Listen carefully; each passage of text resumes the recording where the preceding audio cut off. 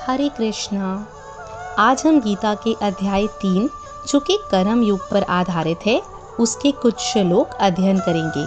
पिछले सेशन में भी हमने तीसरे अध्याय के ही कुछ श्लोक अध्ययन किए थे जिसमें भगवान श्री कृष्ण अर्जुन को गहराई में कर्म योग का ज्ञान दे रहे हैं। इस सेशन में भी हम उसी कर्म योग को आगे बढ़ाते हुए कर्म की श्रेष्ठता को समझेंगे।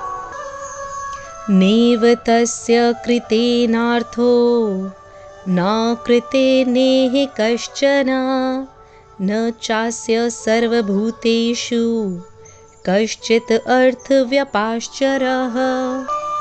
अर्थात श्री कृष्ण भगवान कहते हैं, जो मनुष्य आत्मा में ही रमण करने वाला और आत्मा में ही तृप्त तथा आत्मा में ही संतुष्ट हो, उसके लिए कोई कर्तव्य नहीं है। आत्मा का मतलब यहाँ सबसे बड़ा सच और सत्य को समझना है। सत्य में खुश होके सत्य में ही रहना है, उसके लिए कोई कर्तव्य नहीं। जिसको ज्ञान प्राप्त हो चुका हो, जीवन की सच्चाई जान चुका हो, सिर्फ वो ही ऐसा मनुष्य है जिसके लिए कर्तव्य का कोई मतलब नहीं। लेकिन ऐसा कोई लाखों करोड़ों में एक होता होगा। बाकी हम सबके लिए कर्तव्य ही सब कुछ है।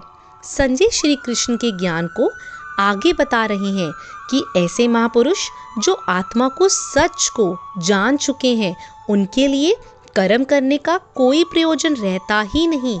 ऐसे महापुरुष कर्म के बंधन से टूट चुके हैं, क्योंकि ये ज्ञानी इस दुनिया और इस ईश्वर को समझ चुके हैं। इनका स्वार्थ से कोई मतलब नहीं रहता। इसलिए ये महापुरुष हमारे जैसे लोगों से एकदम अलग हैं। इन पर वो नियम लागू नहीं होते जो हमारे जैसे दुनियादारी में लगे हुए लोगों पर लागू होते हैं। दोस्तों, इसे कुछ ऐसे समझिए कि जिसे ईश्वर मिल गया हो, उसे फिर और क्या चाहिए? वो फिर कोई कर्म क्यों करेगा? इसलिए हे अर्जुन, तू अपनी इच्छाओं और कामनाओं को छोड़कर सिर्फ और सिर्फ अपना कर्म करता रहे, क्योंकि आसक्ति मीन्स अटैचमेंट को छोड़कर जो भी व्यक्ति अपना कर्म करता है वह मनुष्य परमात्मा को प्राप्त हो जाता है। न मे पार्थस्ति कर्तव्यम त्रिषु लोकेषु किंचन न नावप्तम अवप्तव्यम वर्त एव च कर्मणि। अर्थात श्री कृष्ण कहते हैं, लीडर जो होता है ना, वो आगे ही चलता है और बाकी सब उसके पीछे पीछे। इसलिए आपको ये फैसला करना है कि आप आगे चलने वाले हैं या पीछे। कृष्ण कहते हैं कि श्रेष्ठ पुरुष जो आचरण करता है, अन्य पुरुष वैसे ही आचरण करते हैं। वो जो कुछ प्रमाण कर देता है, समस्त मनुष्य समुदाय उसी के अनुसार बरतने लग जाता है। कहने का अर्थ है, जो हमारे आदर्श होते हैं, हमारे लीडर्स हैं, हम उन्हीं को फॉलो करते हैं। किसी भी फील्ड में ले लीजिए, कुछ ऐसे लोग होते हैं जो उस फील्ड में सर्वश्रेष्ठ होते हैं। पूरी दुनिया उन्हीं के जैसा करने की कोशिश करती है। लीडर एक होता है और फॉलोअर्स अनगिनत। दोस्तों, आप क्या बनना चाहते हैं, आगे या पीछे? यानी कि आप आगे चलना चाहते हैं या सबके पीछे? कृष्ण कहते हैं, अर्जुन, मेरा इन 3 लोकों में कुछ भी कर्तव्य नहीं है और ना ही ऐसी कोई वस्तु है जिसे मैं प्राप्त नहीं कर सकता, तो मैं भी कर्म ना क्यों करता हूँ? कृष्ण से बड़ा लीडर कौन होगा? दोस्तों, लेकिन फिर भी वो कर्म करते हैं। वो भी कर्म करते हुए अपने कर्तव्य को निभा रहे हैं। कृष्ण ने महाभारत में भाग लेने से मना नहीं किया। उन्होंने अपनी पूरी नारायणी सेना कौरवों को दे दी, उन्हें सौंप दी और खुद अर्जुन के साथ उसके सारथी बने। जब कृष्ण अपना कर्म करके अपने कर्तव्यों को पूरा कर रहे हैं, तो हम कौन होते हैं? हम क्या हैं? फिर हम क्यों ना कर्म करें? कृष्ण कहते हैं, हे पार्थ, अगर मैं कर्मों को करने में सावधानी ना बरतूं तो बड़ा अनर्थ हो जाएगा। हर कोई श्री कृष्ण को फॉलो करता है। अगर आपका लीडर ही कुछ नहीं करेगा, अगर भगवान ही कुछ नहीं करेगा, तो मनुष्य तो सब कुछ करना छोड़ देंगे। जो सबसे बड़े होते हैं, लीडर होता है, वही सर्वश्रेष्ठ होता है, सब उसके पीछे चलते हैं। अब अगर श्री कृष्ण ये सोचते हैं कि मैं तो भगवान हूँ और मैं कर्म ही नहीं करूँगा, तो उन्हें किसी और को ज्ञान देने का क्या अधिकार बन जाता है। ईश्वर होते हुए भी उन्होंने अपने हर कर्तव्य का पालन किया, कर्म से कभी पीछे नहीं हटे। उनके पद चिन्हों पर ही हमें सबको चलना चाहिए और कोशिश करनी है सर्वश्रेष्ठ बनने की। कृष्ण बता रहे हैं, यदि मैं कर्म ना करूं तो ये सब मनुष्य नष्ट भ्रष्ट हो जाएं और मेरी वजह से ये सारी प्रजा नष्ट हो जाएगी। अगर कृष्ण कर्म नहीं करेंगे तो दोस्तों दुनिया खत्म हो जाएगी, मनुष्य नष्ट हो जाएगा। सोचिए, ये दुनिया उन्हीं की लीला है, उन्हीं की माया है, और जिसने खेल रचा अगर वो ही अपना कर्म नहीं करेगा तो दुनिया में क्या बचेगा। चाहे वो ईश्वर हो या साधारण इंसान, नियम तो सब पर लागू होता है। अगर कर्म का नियम है तो वो कृष्ण को भी करना पड़ेगा और हम और आपको भी करना पड़ेगा।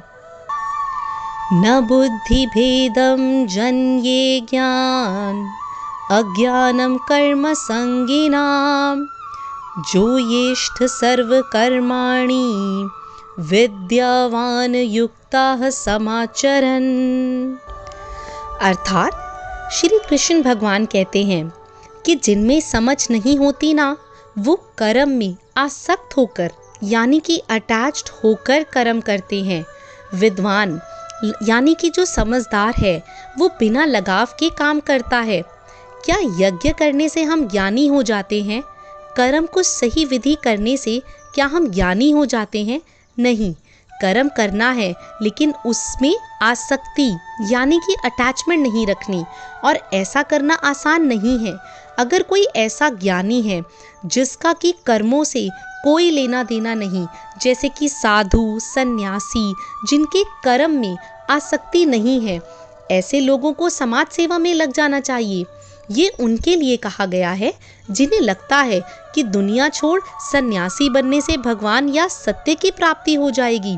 जो ज्ञानी है, जिन्हें ईश्वर की सच्चाई मालूम हो चुकी है, उनकी ये जिम्मेदारी बन जाती है कि उनके काम करने के तरीके से कहीं ना कहीं किसी न किसी के मन में कभी भी अश्रद्धा, अपमान पैदा ना हो। आप किसी ज्ञानी को देख ये सोच सकते हैं कि वह कुछ करते ही नहीं तो मैं भी कुछ ना करूं। इसलिए ये उन ज्ञानियों, महापुरुषों के लिए ज़रूरी है वे ऐसा उदाहरण सामने रखें जिससे व्यक्ति अपना कर्म, अपना कर्तव्य के लिए प्रेरित हो। साधु को देख, अगर हम सब अपने परिवार को छोड़, दुनिया को छोड़ कोई कर्म नहीं करेंगे तो दुनिया चल ही नहीं पाएगी। तत्ववित्तु महाभावो गुणा कर्म विभाग्यो गुणागणेषु वर्तन्त इति मत्वा न सज्जते। यहाँ पर श्री कृष्ण ने बहुत ही ज़्यादा गहरी बात की है। सात्विक, राजसिक और तामसिक 3 तरह की नेचर प्रवृत्तियाँ होती हैं, और फिर उनके गुण विभाग और कर्म विभाग होते हैं। इसी तरह समझ लीजिए कि ये अलग अलग नेचर के एट्रीब्यूट्स हैं। उन्हीं गुणों की वजह से आप कर्म करते हैं। जैसे कि अगर तामसिक गुण रहेगा तो आप आलस्य या नींद, इस तरह के बुरे कर्म करेंगे। राजसिक गुण वाला बात बात पर शौर्य या बहादुरी दिखाएगा। और ज्ञानी होते हैं, वो जानते हैं कि यही गुण उनके कर्म, उनसे ये कर्म करा रहे हैं। और जो ज्ञानी नहीं होता, वो ये समझते हैं कि सब कुछ वही कर रहे हैं। कर्म में लगे ज्ञानियों को ये समझना चाहिए कि गुण ही सब कुछ कराते हैं, वह खुद कुछ भी नहीं करते। ये उनको जिम्मेदारी है कि वह अज्ञानियों को समझाएं कि कर्म ही उनका धर्म है। ज्ञानी लोग जान जाते हैं कि उनके अंदर के गुण आते जाते रहते हैं, बदलते रहते हैं, और उन्हीं गुणों के अनुसार उनके कर्म भी बदलते रहते हैं।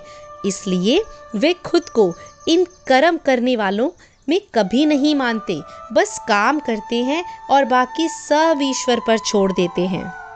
अर्जुन उवाच अथ केन प्रयुक्तोऽसि युक्तोऽयं पापं चरति पुरुषः अन्यच्छन्न अपि वर्षण्य बलादेव नियोजता। अर्थात अर्जुन कहते हैं, हे कृष्ण, तो फिर ये मनुष्य खुद ना चाहते हुए भी जबरदस्ती किस बात से प्रेरित होकर पाप का काम करता है? अर्जुन यहाँ पर बड़ा वैलिड सवाल करते हैं। दोस्तों, क्यों मनुष्य कृष्ण के अनुसार नहीं चल पाते? क्यों वो पाप के रास्ते पर चलता है? ऐसा क्या हो जाता है लोगों के साथ जो वो सही रास्ते पर नहीं चल पाते, गलत रास्ते पर क्यों चलने लग जाते हैं? चाहे वो इस बात को जाने या ना जाने, वो क्या चीज़ है जो उन्हें विवश करती है? पाप के लिए उनकी बुद्धि, उनके मन, उनके गुण किस बात को दोष दे? श्री भगवान उवाच काम एष क्रोधेश रजोगुण समुद्रभव महाशनो महापापमा विद्यानम इह वेरिणम। श्री भगवान कहते हैं, रजोगुण से उत्पन्न होता है काम और काम में से निकलता है क्रोध अर्थात गुस्सा। काम या क्रोध कभी रुकता नहीं, अर्जुन, बस बढ़ता ही रहता है। इसको अपना सबसे बड़ा शत्रु मानना चाहिए। दोस्तों, श्री कृष्ण बताते हैं कि आखिर पाप किस कारण करता है पापी? किसी पाप करने की वजह क्या होती है? वजह है रजोगुण। इसी की वजह से काम, क्रोध या राग द्वेष जैसी भावनाएं पैदा होती हैं जो कि पाप की वजह होती हैं। इन्हीं देश द्वेषों की श्री कृष्ण शत्रु बताते हैं।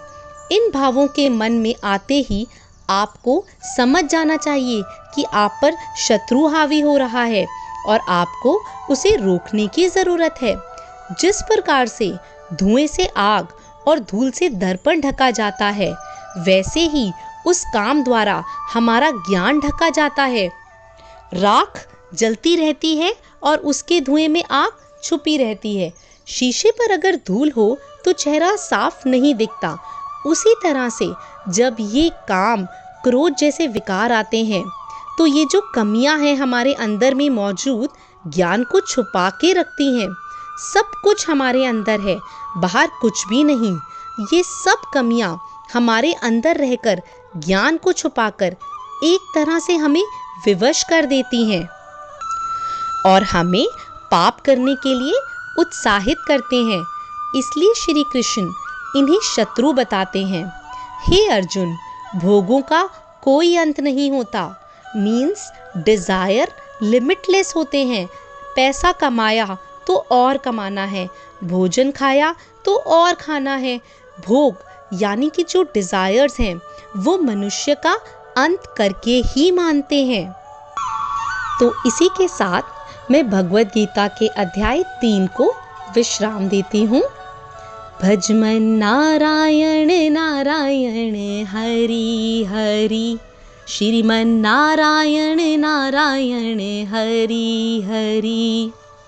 त्वमेव माता च पिता त्वमेव, त्वमेव बन्धुश्च सखा त्वमेव, त्वमेव विद्या द्रविणं त्वमेव, त्वमेव सर्वं मम देव देव। और अंत में कुछ शब्दों के साथ आज का सेशन कंप्लीट करते हैं। अगर आदर्श हो ऊंचा, दिल में हो साहस, तो मुश्किलें दिल के इरादे आजमाती हैं। थक कर कभी ना हारना, चलना मुसाफिर तू, क्योंकि ठोकरें इंसान को चलना सिखाती हैं। ठोकरें इंसान को चलना सिखाती हैं। हरे कृष्णा। जय जय श्री राधे, जय जय श्री राधे। हरि बोल।